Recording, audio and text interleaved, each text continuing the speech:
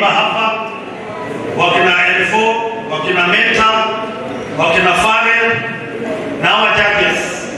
Those are the young people I've grown with in this town.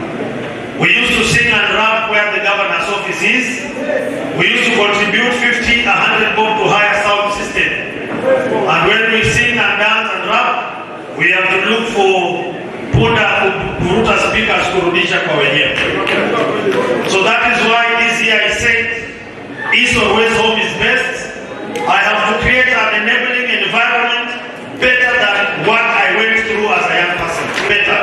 And Mheshimiwa Speaker, I want to thank you because I've always shared this with you.